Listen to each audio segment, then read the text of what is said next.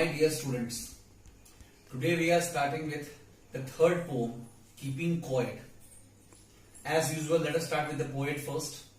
So the poet of this particular poem is Pablo Neruda, who was born in 1904 and died in 1973. His real name is Neftali Ricardo Basalto, born in town of Parral in Chile. He uses imagery as figure of speech, which is very easy to understand. And he also won Nobel Prize for Literature in 1971. Now let's try to understand something about the poem. The main feature of this poem is introspection, quiet introspection, feeling of mutual understanding on human beings. See, if you want to progress in your life, you have to every day talk about self-improvement. And how does this self-improvement come in your life? It comes through four beautiful things. You have to always go for self-introspection. After having self-introspection, you have to go for self-analyzing. And after having self-analyzing, you have to talk about self-correction. And after self-correction, you will go for self-polishing. In this way, you will talk about your self-improvement.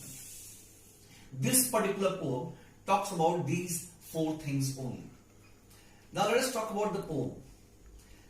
In the very first stanza, the poet in this poem wants to put everyone in trance, as everyone is busy in this world.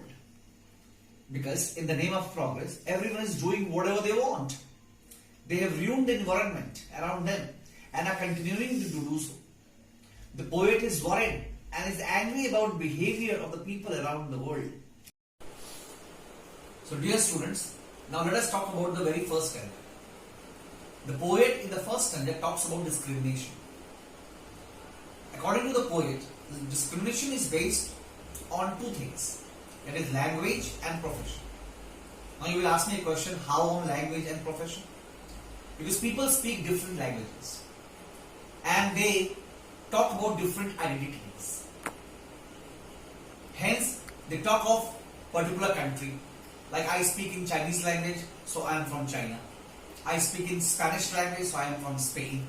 I speak in Hindi, so I am from India. He speaks in Afghanistani, so he is from Afghan. In this way, people talk in different languages and they talk of particular country. Hence, this is discrimination.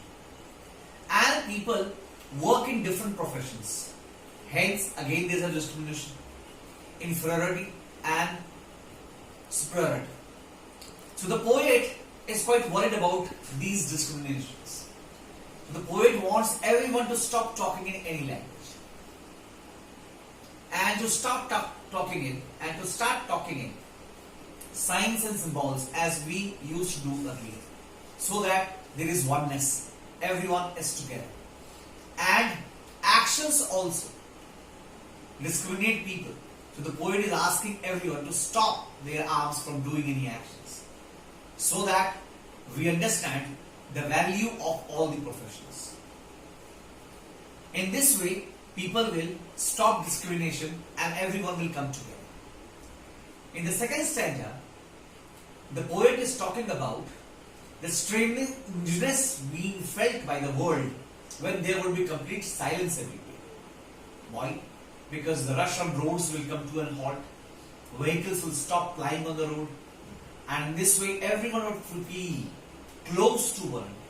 The oneness will be there, and this silence would be of strange type, as people might not have experienced it before. These kind of silence is only found in graveyard and the people where they die. There is complete silence.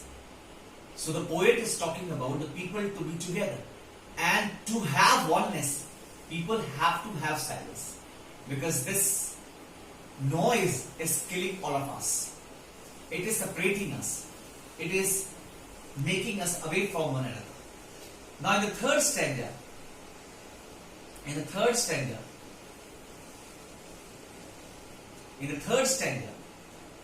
the poet is trying to make us understand our mistakes. First of all, the poet is talking about fishermen.